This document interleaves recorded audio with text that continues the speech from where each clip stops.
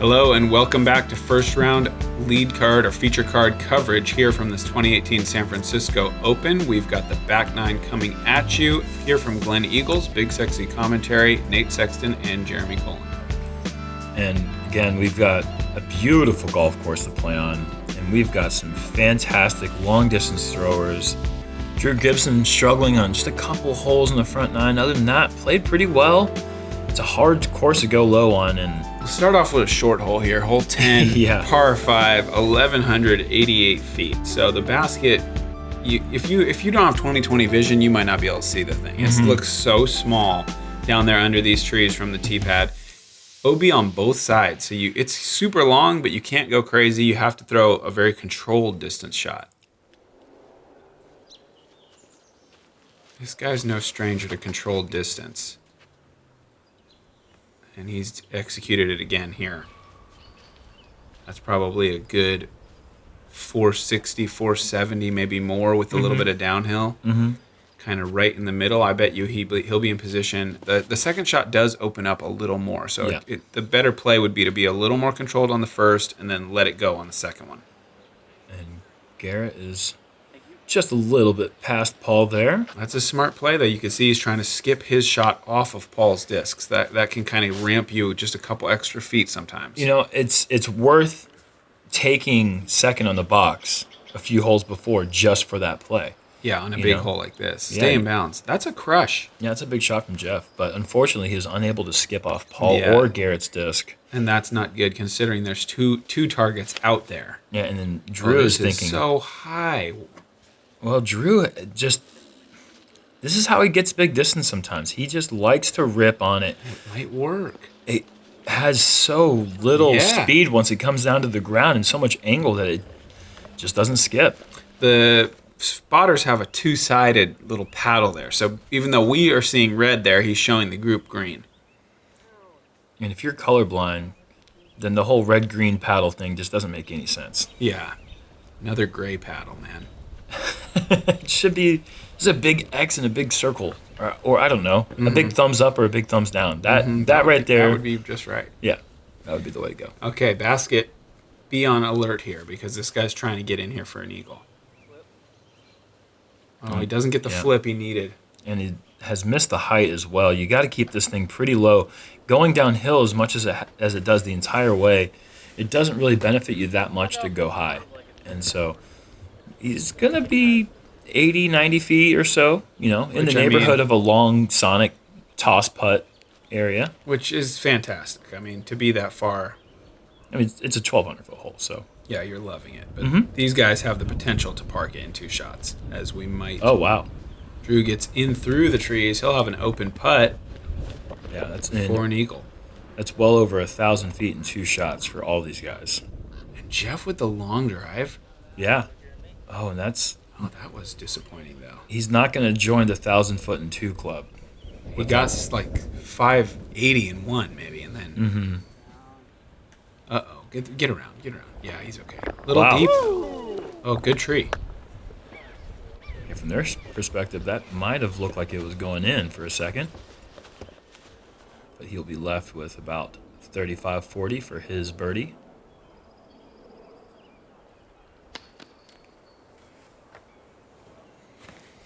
Paul trying to run the eagle, not quite successful on the height. Looks like that kind of... I don't know if Garrett's going for that. Probably not. Maybe just content to take birdie. And Drew as well. Whoa. Surprising. It's really surprising. There's really not a lot there. Maybe a little bit of a sloped green. Perhaps maybe just the specter of what happened on hole 8. Yeah, I think that's probably still in his head a bit. I mean, you can be playing well and have bad breaks happen, and it's not that it changes your putting stroke, but your mentality changes, and now all of a sudden running a long putt leaves the idea of perhaps coming back 25 feet. And there's truth to that. I mean, he's got an absolute gimme birdie if he wants it. He can go for the eagle. It brings in the possibility. He just saw a disc roll on a relatively flat landing. It still got up and rolled. So, sometimes when you're feeling a layup, you just got to do it. We're going to have 3 birdies and a par, which is a pretty good score, especially considering the hole like every other hole in the front nine besides hole 9, is averaging over par at 5.14. Hole 11 is a short uphill par 3, but it's very obstructed. You can play a very wide anhyzer, a mid-range or putter roller, or a low forehand to play for a skip. I think it's not a very easy green to access, and then you've got a couple of bunkers here. If you do kind of get off your line, you could find the sand. And this is one of these right turning holes that you really, it does not suit the eye to throw the forehand because of this low ceiling you have right off the tee with one of these junipers. Yeah, you got to get under them. That's a nice shot. And this is the kickoff starting hole of Birdie Fest. And they're not easy birdies, but this is where you got to pick up your 2s on the course. Yeah. This is the place where you start negating those 4s and 5s you may have taken to this point. But we have 1, 2, 3, 4, 5, 6. And if you consider 17 a par 3, you got 7 par 3s in a row coming up right now. Yeah.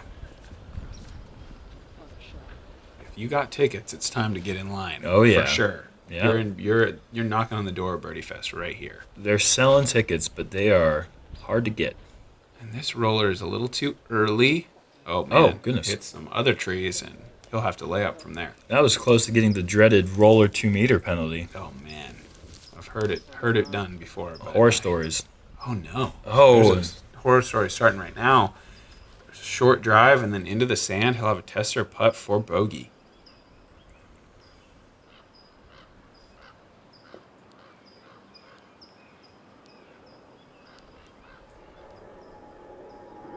Garrett from about 70.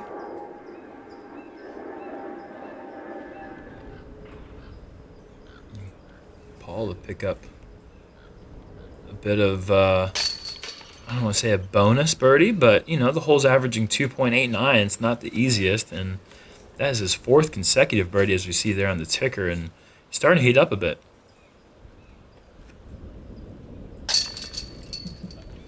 Jeff in for bogey. Our other 2 players will have pretty easy pars.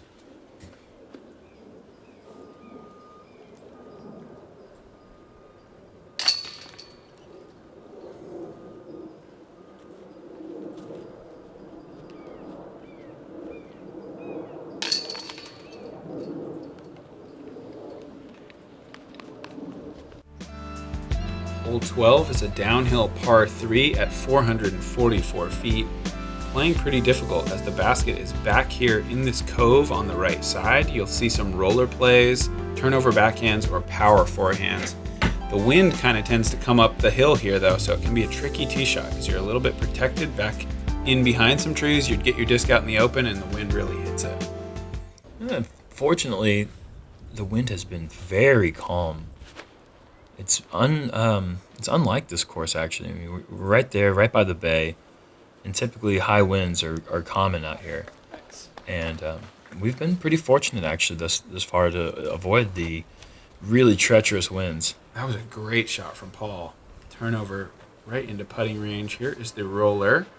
And that's a pretty common play on this hole. I mean, any sort of air shot is going to be battling with the ceiling, and these trees can catch discs, and it's a really awkward turnover line, even though Drew is making it look like child's play here. Wow. Oh my goodness, what an incredible throw there. But the roller play almost guarantees you an easy safe 3, which is a good score in this hole. Mm-hmm. Is it a little early? Maybe if it takes a kick, he'll have some kind of 60-footer he can look at. Ooh, that's a nice looking bid.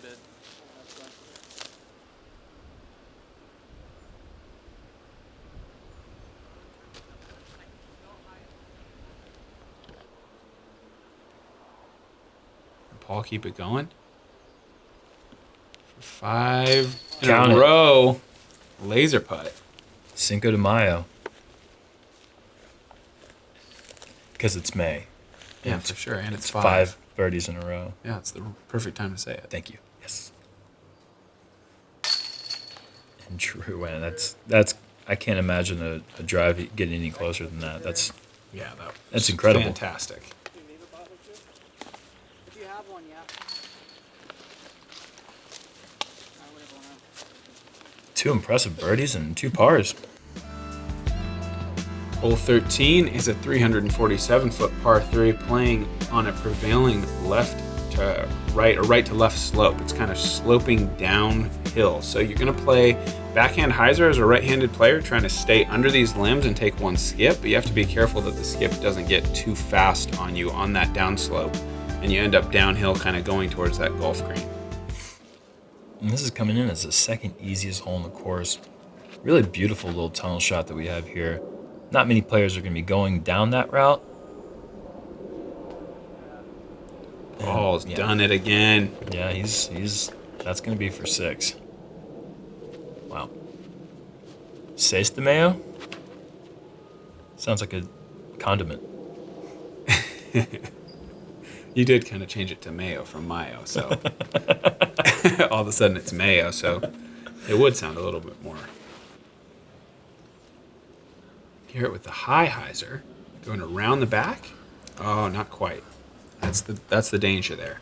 Yeah, that's the defensive squad for the Denver Nuggets. Yeah, putting old school Dikembe Mutombo out there, who actually did play for the Nuggets. So Jeff needs to duck under. I think he will. Oh yeah, nice shot. And there you go. 2.8 average on this hole. Second easiest hole in the course. This is one you step up to and you feel like you just got to get something near the green and make a putt. Yeah, not a good feeling to be out there in circle 2 on this one.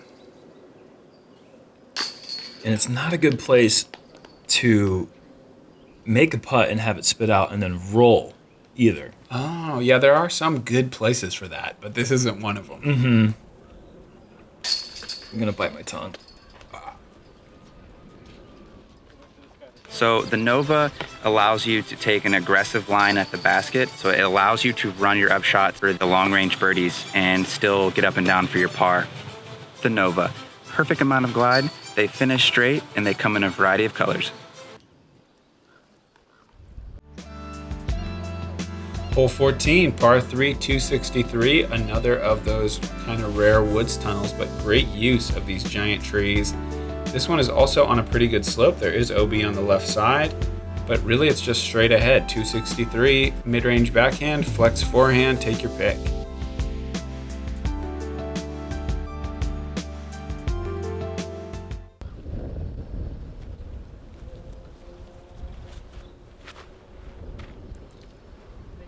Ooh, Paul's birdie streak is in jeopardy. Ooh, good, because I don't know the word for 7 in Spanish.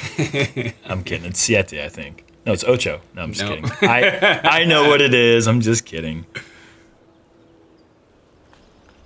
There's a perfect mid-range. Wow. Yeah. Maybe even putter.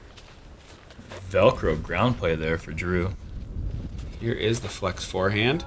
Oh, that has come out but early. Not the flex. Didn't have the flex part. Forehand part, nailed it. Flex part, not so much. And I can't imagine Jeff will be running that putt too hard, as there is a pretty real slope. And Backdoor hyzer. And there's actually a mandatory on this hole to avoid the hyzer shot, but Garrett says, I'll show you hyzer. Yeah, I found a sneaky way. That really is so tough to get it to check up. I'm sure he did it in practice, otherwise he wouldn't do it in the round, and that's a tough shot to execute. Oh, man, Paul almost keeps it going. Great bid, a little bit right into that headwind.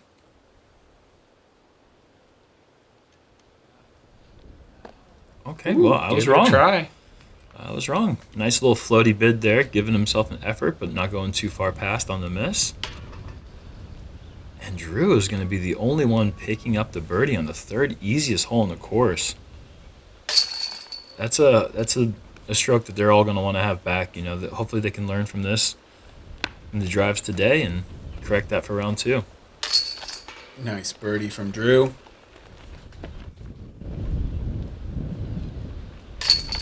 And there's Drew's turkey. Is he starting to pick it up a little bit here on this birdie alley here in the back 9? Hole 15, par 3, 465 feet. Again, downhill and finishing to the right. This one is an elevated basket. There's a little bit of OB early right. There's also obviously the green and sand trap, though they are quite far from the pin, or quite far from the tee. So it's not that likely that you're going to end up on the green unless you really have an errant shot. You can see probably a power mid-range turnover here or a huge forehand.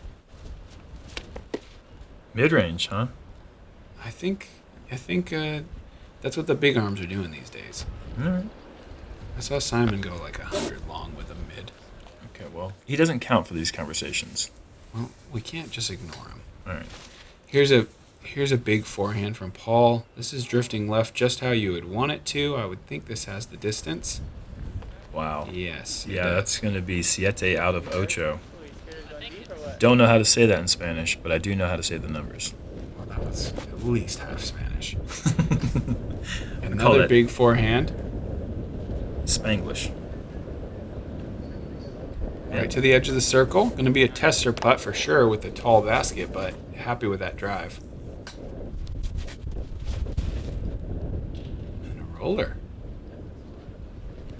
This looks a bit tight, but could be wrong. Oh, okay. Good reaction. He's gotten the backstop, and he's going to have the uphill putt from the backside of the green, which is not a bad place to be. Everybody really with a pretty fantastic drive for a hole this long.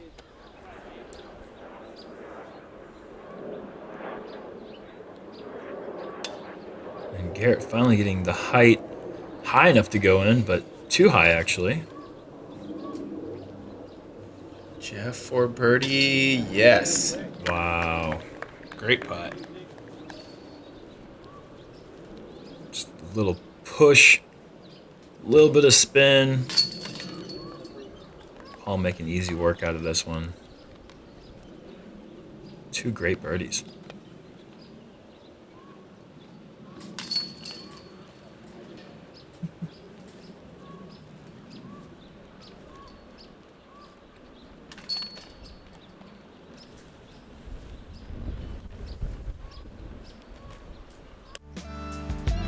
Hole 16, par 3, 285 downhill. This is an island green. So if you miss this island, you go straight to a drop zone that's probably 60 feet away. Again, elevated basket, so going to be tricky putts.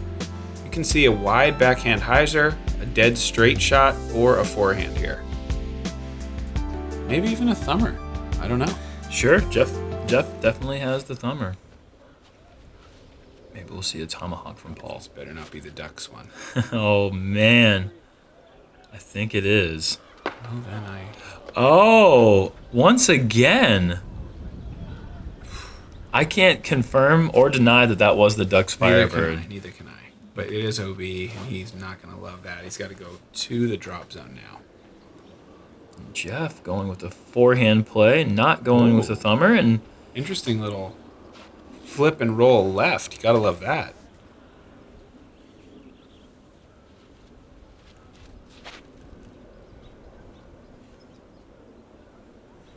And I think this is the play that suits most players' eye. Most players would probably go with a putter there, but it looks like Drew is going with a Firebird. Could be a little bit of wind. Really just wanting the disc to get down. And down it gets. Great shot. And Garrett with a low forehand. Is it on? It is briefly. And does not stay on.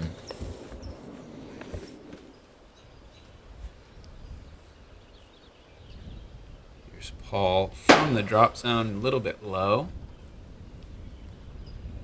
Pretty tough shot from there. Garrett typically likes to run those with his Novas, but that appears to be an AVR, and he just lays that one up. Jeff for birdie, yes. Back-to-back big putts for Jeff. He who shall not be named made it from the drop zone. Oh. The German guy that you told me not to talk about. Oh, I was going to say, why aren't you talking about yourself? Okay, all right. It was pretty cool, though. Does his name rhyme with Schleiman Blizzot? Yep, exactly. Nice birdie from Drew. That's how it's done. 2 bogeys, 2 birdies. Hole 17, par 3, 442, but playing 542 probably. This is super uphill. Couple big trees late. One big tree directly off the tee pad that sort of takes away the most direct air shot. You have to play a little bit more of a panty forced over. The highs are really not an option. I think you're going to see these guys go anhyzer or roller. Yeah, the hyzer play is almost impossible unless you're one of 2 or 3 people in the world. And it looks like Jeff has gone for the thrower, and that's an intentional roller. It just when going uphill, you really have to go a little bit more understable. Yeah. And you really have to trust that it's trying to go down the hill to the left the whole time. So you really have to force against that with something flippy. Didn't quite commit all the way, and that's what happens. This is a rip. Really, really big shot. And that tree that Drew's going towards... That was like going to be parked. Yeah. That is the tree that's 410 feet off the tee, but it plays like 500 something. This is going to fade out. But that was the tree that we were all trying to reach in practice. Like if we were making bets that we could or could not reach that pin or that tree, and almost all of us couldn't even get close to it. Drew's almost chopping it down. Wow. And Garrett actually does go for the hyzer flip play. Where it landed, nobody knows. But at least we got a cool scan of the property. Definitely.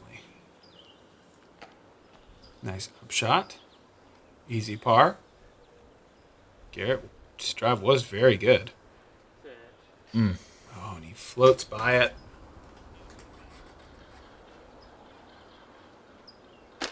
Ooh. Ball from probably 70 feet.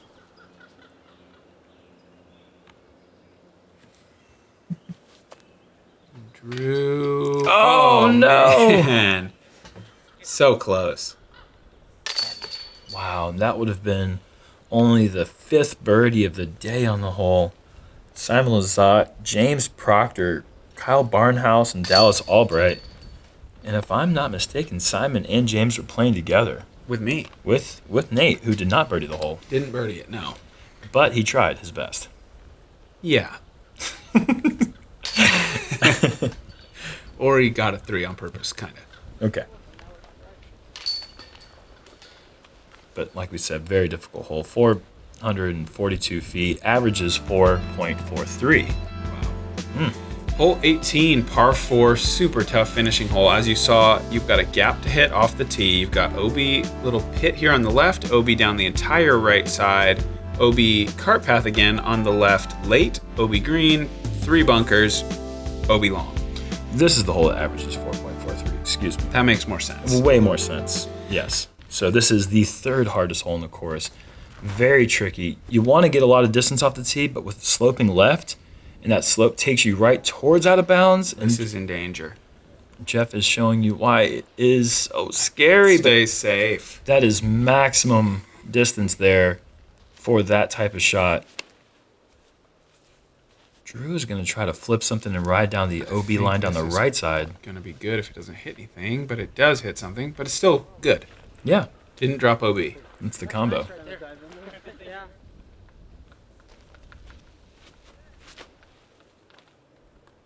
That's perfect. Yeah, just putting a driver up there towards the right side and just having it fade down flat. That's going to leave a nice, easy, maybe 300-foot approach. But pretty uphill. And how if that had flattened out a little bit earlier, that could have been monstrous. Still a huge drive. Yeah. Nonetheless. This is going to be a full crush if he's thinking about going across. That is bunker bound.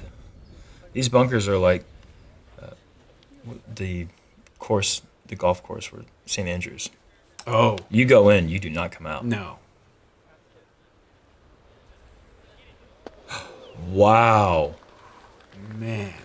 What an excellent run there. And what a highlight that would be. Sits right there, too. That's scary because that path is out of bounds. One of the really cool features of this hole is the bleachers or the seating area up here behind the green. The patrons can actually watch obviously all the players finish in 18, but they have a great view of hole 7, hole 8 coming up the hill, hole 9's tee. Yeah. So it's a really great place to come out and watch some disc golf. Oh, stop. Okay, good. Garrett just short of the bunker, Paul just long of the bunker, so they both avoid the penalty. Hazard rules, so Jeff plays standing in the sand, whereas disc is lying. He'll have to finish with a 5 and shoot a 2 under, respectable round. There's a putt. And Garrett with a nice 5 under opening round. Garrett had the drives today. I felt like his putter started out on his side, then it kind of left him for a while. Luckily, it came back for the last hole. Yeah. Paul's putter was pretty much present most of the day. It was very Paul-like. Great -7.